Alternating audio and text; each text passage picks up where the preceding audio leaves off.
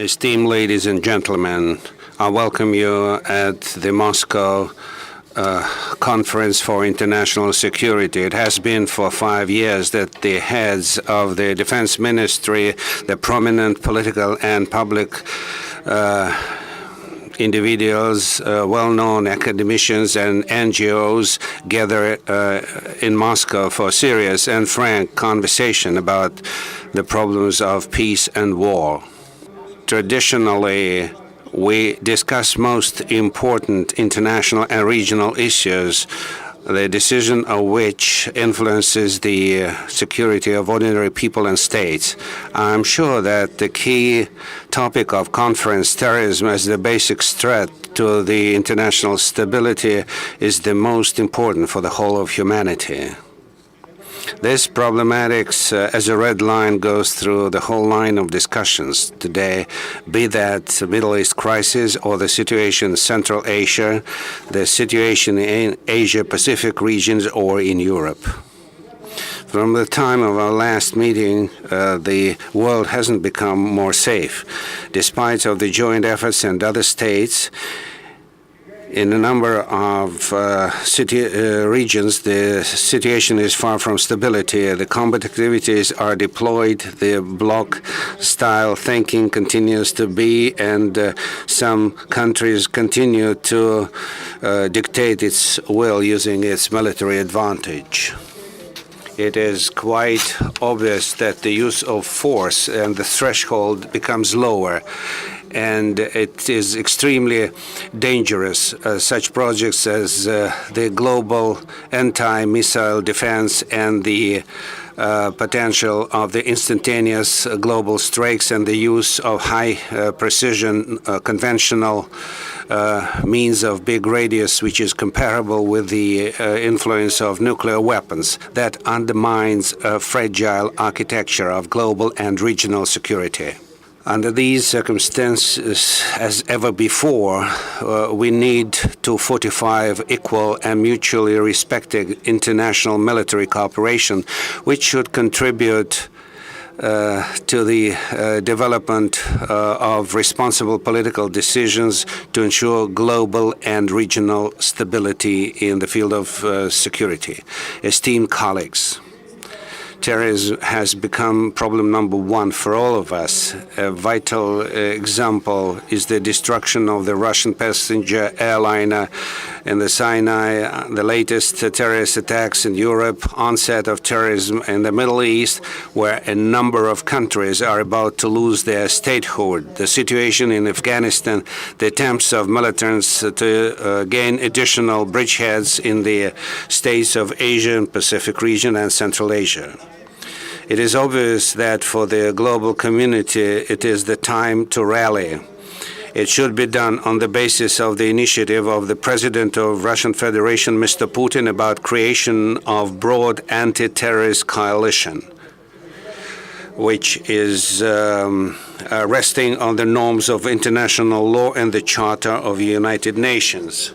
Of course, we should act in close cooperations with the countries which bear basic burden of struggle against terrorism and extremism. I would like to underline that any attempts to play games with terrorists, to identify them as good or bad, and moreover to provide weapons to them for achieving selfish political games, this is short-sighted and even criminal. For the Ministry of Defense of Russian Federation, the elimination of terrorist threat is one of the priority. Our basic goal, which is defined by the President of Russian Federation, to stop terrorism at distant approaches and to deprive it from coming to Russia. This specific task is being solved in Syria, where in fully compliance with international law, on the request of the legitimate government, we provide support to the Syrian army in the fight with ISIS, Jabhat al-Nusra, and other criminal groups. Terrorism in Syria has suffered devastating blow. We undermined military, material, technical, and financial infrastructure of the militants. We destroyed their training camps and ammunition depots. All in all, with the support of Russian aviation, the Syrian army liberated 500 settlements and more than 10,000 square kilometers of their territories. The government, army, and the forces of patriotic opposition made it possible to gain initiative at all basic directions and create the conditions for peaceful process in the country. This made it possible to correct our work in Syria. On the decision of the President of Russian Federation, part of aerospace forces was withdrawn from the territory of this country, and the remaining aviation group continues to inflict losses on terrorist detachments. We intend to consistently destroy the economy of terrorism. One of the main sources is smuggling of oil. The Defense Ministry of Russia more than once demonstrated who and to whom the stolen oil is supplied, where the money is coming to the terrorist organizations. And by joint decisive actions, we should put an end to that. Today, Russian efforts are concentrated on political regulation of the conflict, providing humanitarian aid to the populations in liberated areas. We have supplied more than 700 tons of foodstuffs, pharmaceuticals, and other needed things. The liberation from ISIS Palmyra has become a turning point, and it is necessary to create conditions to restore this monument of historical legacy, to clear from landmines, to ensure security and normal conditions for work of the specialists of UNESCO. Since the beginning of April, about 100 Russian military specialists completely demined the historical part of Palmyra and turned to clear up hazardous explosive devices in the living quarters and in the airport. We have to clear 560 hectares of city structures, and we consider on practical support of all countries of the United Nations, including the special organizations and regional humanitarian demining centers. As a whole, we positively assess our cooperation with the United States in Syria. We have a bilateral agreement about the prevention of air incidents, and we also cooperate in military structures responsible for the truce of the sides. Russia and United States, as a permanent members of Security Council, they bear special responsibility to support peace. That's why our countries has to cooperate closer in the fight against international terrorism. We are prepared for that. So the word is now on the Washington's side.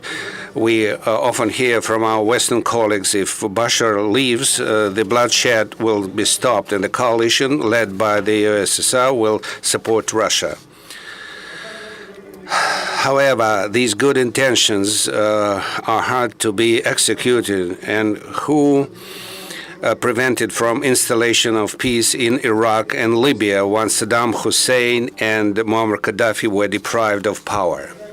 Esteemed colleagues, the broadening of military cooperation with the states participant of CIS, development of the military component of the Common Security Treaty Organization, and the strengthening of the Union state with Belarus definitely are the priorities of the Defense Ministry. The symbol of unity and brotherhood of our countries was the military parade of 9th of May of 2015, dedicated to the 70th anniversary of great victory. More than 700 military men from 10 countries of CIS and other friendly states marched along the Red Square to pay tribute to the heroic deeds of the Soviet people in the Great Patriotic War of 1941-1945. We are interested to work with our allies and partners so that they have compact, highly mobile, very well equipped with armaments and military equipment to be very effective to withstand to the challenges and threats of national security. And the logic is very simple.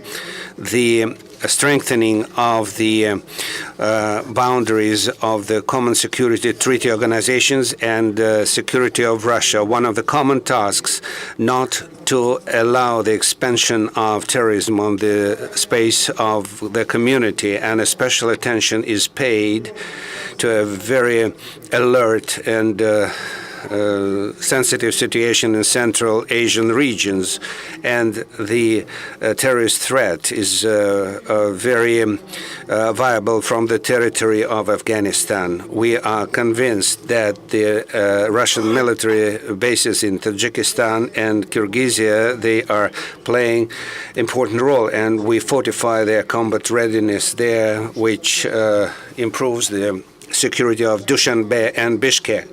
Our common interest is the building of the strength of Shanghai Organization of Cooperation, and the Ministry of Defense of Russia stand to with the initiative to create the institution of national military councils with the Shanghai organizations, and to invite the Defense Ministry to react to the challenges in the sphere of responsibility of this organization. Esteemed colleagues, the issues of European security will be discussed tomorrow, and the situation here is very worrying. The military cooperation with NATO and European Union has been frozen, and that was not our fault. There was a sitting on the 20th of April, Russia-NATO Council never added to the optimism. The old systems of controls over weapons, they are obsolete, and the partners are using these mechanisms are not in a proper way. A new architect of control would be very difficult to establish if there is no trust between the partners. Against Russia today, we have information war waged against Russia.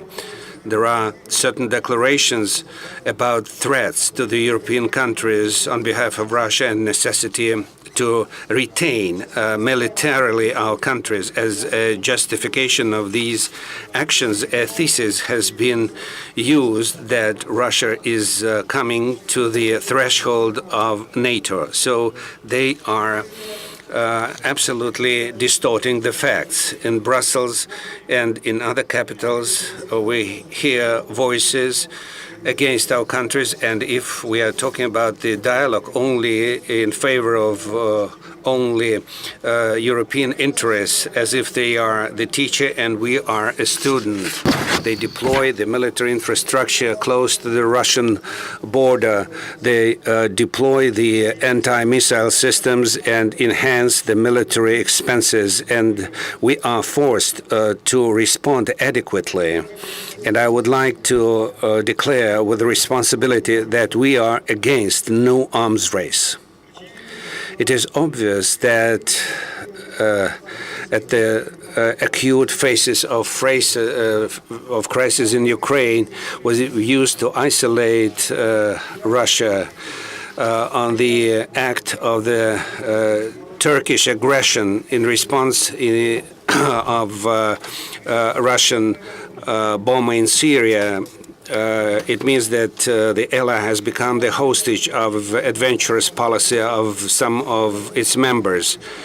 And we would like to be based on mutual respect of interest and mutual safety. We would like to communicate with the alliance at the table of negotiations and not look at them through the cross of the site. And Russia is part of Asia-Pacific region, and this is also a priority. We stand for building in the Asia-Pacific region the architecture of equal and unified security. On the basis of our initiative is the priority of international law, non-bloc attitude, peaceful solution of conflicts, and abstaining from use of force and respect of mutual interests. And yesterday there was a meeting, and for the first time in history, the meeting of the defense ministries of ASEAN countries, where we exchanged our opinions about the development of Russian cooperation and issues of security.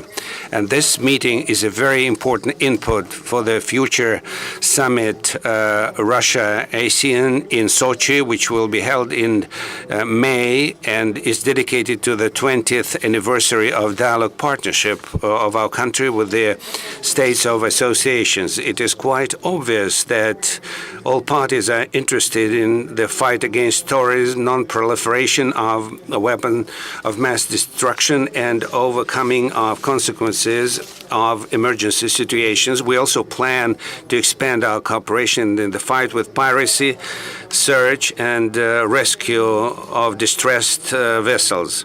A good potential is the Council of Ministers of Defense, and it is a very important instrument and tool in the cooperation between us. The authority of Moscow Conference is growing from year to year, and we have 2 days ahead of very intensive discussions. And I'm sure professionals who rallied here will have enough knowledge and wisdom to generate the steps to fortify international security and peace. I wish you fruitful cooperation and good results in this work. Thank you for your attention.